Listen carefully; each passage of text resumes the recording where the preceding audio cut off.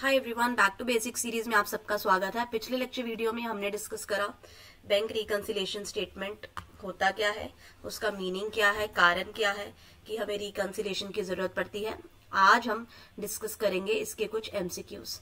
So let get started without wasting any time. जो लोग account से रिलेटेड कोई भी गवर्नमेंट एग्जाम की प्रिपरेशन कर रहे हैं उनके लिए ये सीरीज बहुत ज्यादा हेल्पफुल है and that is again free of cost. And अगर आप अकाउंट से रिलेटेड, यूजी से रिलेटेड या सीटेट से रिलेटेड फुल कोर्स लेना चाहते हैं तो आप मुझे यहाँ पर टेक्स्ट कर सकते हैं इस नंबर पर।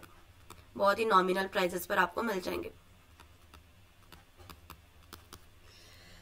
सो फर्स्ट हमारा आप देखेंगे bank balance as per cash book. पहले देखते हैं क्वेश्चन मिस्टर विनोद के पर्टिकुलर्स हैं। हमने बैंक रिकंसिलिएशन स्टेटमेंट बनानी है, ठीक है जी। सो फर्स्ट क्वेश्चन है bank balance as per cash book. Cash book का बैलेंस है 50,000। इट मीन्स हमें कैश बुक का दिया है, हमने कहां तक पहुंचना है, पासबुक तक पहुंचना है। मतलब हमने किसके अकॉर्डिंग सोचना है, अब बैंक के अकॉर्डिंग सोचना है, ठीक है। ये पहले हमने पॉइंट, पहले हम balance as per cash book लिख लेंगे 50,000, ठीक है जी। अब cheque issued but not presented for payment. हमने तो चेक इशू कर दिया लेकिन अभी बैंक ने माइनस नहीं करा। अगर बैंक ने माइनस नहीं करा, हमने ऑलरेडी, मतलब 50,000 में ऑलरेडी ये माइनस हुआ है, तो हम इसको 50,000 में, इस 50,000 में क्या कर देंगे, ऐड कर देंगे 6,000। देखिए उन्होंने भी ऐड किया, यस इन्होंने ऐड 6,000 किया। पता लगा क्यों? क्योंकि हमने बैंक के अकॉर्डिंग सोचना है but not presented for bank. अभी बैंक ने माइनस नहीं करा। Bank had directly collected dividend of 8,000 and credited to bank account. अब देखो बैंक ने हमारे बिहाफ पर, ऑब्वियसली हमने शेयर्स वगैरह पे पैसे लगाए हैं, डिबेंचर्स पर पैसे लगाए हैं, तो बैंक ने डिविडेंड ऑब्वियसली अकाउंट में आपका डायरेक्टली ऐड ऑन हो जाएगा। आपके बैंक अकाउंट में ये ऐड हुआ है लेकिन आपको पता ही नहीं है। इट मीन्स ये चीज ऐसी है जो आपने लिखी ही नहीं। ऑब्वियसली आप क्यों नहीं लिखोगे, क्योंकि आपको पता ही नहीं है कितना डिविडेंड आने वाला है इस साल।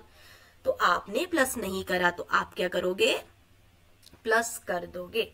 लिखा हुआ ना, it was not entered in cash book. Obviously इसके बारे में तो आपको पता ही नहीं होता, तो कैश बुक में कहाँ पता होगा। तो 8,000 क्या हो जाएगा, dividend plus. Okay, now bank charges of 400 were not entered in cash book. Bank charges कौन माइनस करता है, बैंक करता है ना, क्योंकि आपके वो कुछ सर्विसेज आपको प्रोवाइड कर रहा है बैंक, लेकिन आपको नहीं पता कि हर महीने या हर साल कितना कटेगा। तो बैंक ने 400 रुपए माइनस कर लिया है लेकिन आपकी कैश बुक में वो माइनस नहीं हुआ है, तो 400 आप क्या कर देंगे, माइनस। जब आप सोचेंगे ना कि हमने बैंक के अकॉर्डिंग सोचना है, तो आप तब जब क्वेश्चन करोगे इसमें कोई रट्टा मारने वाली जरूरत नहीं है, आराम से आपका क्लियर हो जाएगा। Now, a check of 6,000 was deposited but not collected by bank. अब 6,000 रुपए डिपॉजिट हुआ है लेकिन बैंक को अभी मिला ही नहीं है। आपने अपनी तरफ से 6,000 प्लस कर लिया है लेकिन बैंक को तो मिला ही नहीं, तो बैंक ने तो वो नहीं डाला, तो आपको वो 6,000 आप माइनस करना पड़ेगा। तो देखिए 400, ये 6,000 भी माइनस है, 400 भी माइनस है। तो हम अब ये देखेंगे, ये 50 प्लस 6 प्लस 8, ये कितना हो गया, 56,000 एंड प्लस 8 64,000 प्लस वाला अमाउंट, और माइनस हुआ है 6,400। तो इट मींस बहुत डिफरेंस है इसमें। 6,400 माइनस करेंगे तो हमारा बैलेंस बचेगा 57,600 बैलेंस एज पर पासबुक, ठीक है जी। मतलब इतना ही माइनस हुआ है, इतना प्लस हुआ है, तो रफली हमारा बैलेंस था 50,000 लेकिन बैंक ने हमारा कितना बैलेंस बताया है, balance as per passbook. Bank में हमने कितना बैलेंस रखा था यहाँ पे ना 50,000, पर बैंक ने हमारा बैलेंस कितना बताया, 57,600। देख लीजिए, किसी को कोई प्रॉब्लम है पॉज करिए, क्वेश्चन में खुद से सॉल्व करें, क्योंकि अगर समझ लग गई है, पिछला आपने बेसिक समझा है, तो आपको ये क्वेश्चन जरूर समझ में आएगा।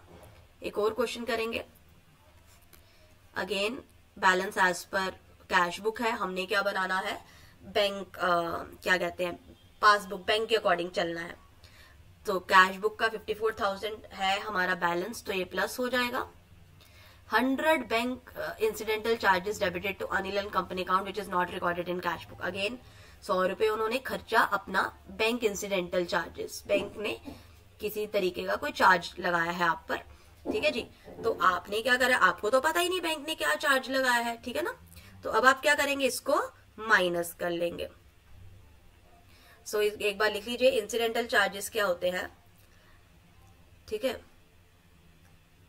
सो इंसिडेंटल चार्जेस होते हैं, कई बार आपको पार्किंग फीस कहीं जगह, या कोई मिसलेनियस कोई होटल का बिल, या किसी में कोई टर्म किसी मूवी मील, आपने कोई मूवी के साथ मील लिया है तो उसके आपको खर्चा हो गया, ठीक है। मतलब रोजमर्रा के खर्चे नहीं है, अदरवाइज आपने कुछ अलग से कोई बुकिंग करी है उसके आपको खर्चा पड़ गया है। तो अब आपने तो माइनस नहीं करा था, अब माइनस करना पड़ेगा। चेक आपने डिपॉजिट करवाया लेकिन बैंक ने अभी नहीं डिपॉजिट करवाया, ठीक है जी। आपने डिपॉजिट करवाया 5400 लेकिन नहीं करा, तो ये एक बार साथ साथ में चेक कर लेते हैं। यस 54,000 ये तो बैलेंस था, पहले हमने 100 रुपीज माइनस करे। यस 100 रुपीज यहाँ पर माइनस है इंसिडेंटल चार्जेस। अब चेक इशूड, हाँ आपने प्लस किया हुआ है लेकिन बैंक को अभी नहीं मिला, तो आपको माइनस करना पड़ेगा। यहाँ पर 5400 माइनस है, यस देख सकते हैं आप। Now a cheque of 20,000 is issued by Anil and company. Anil and company ने आपने इशू करा है 20,000 रुपए, लेकिन नॉट प्रेजेंटेड फॉर पेमेंट।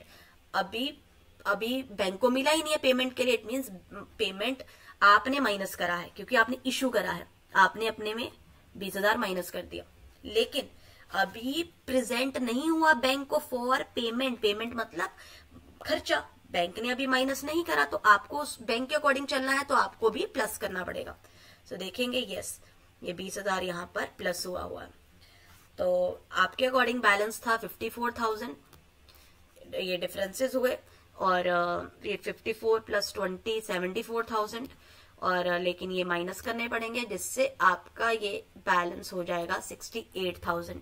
74 में से ये 5400 एंड 100 माइनस करेंगे, 5500 माइनस करेंगे, तो 68,500 बैलेंस, पासबुक का बैलेंस, बैंक का बैलेंस 68,500 है। आपको इसके अकॉर्डिंग ही चलना पड़ेगा। I hope that is clear to you. So ये हमने 2 एग्जाम्पल्स करी हैं। नेक्स्ट लेक्चर वीडियो में हम 2 और एग्जाम्पल्स करेंगे। Thank you so much everyone, take care, bye bye, see you.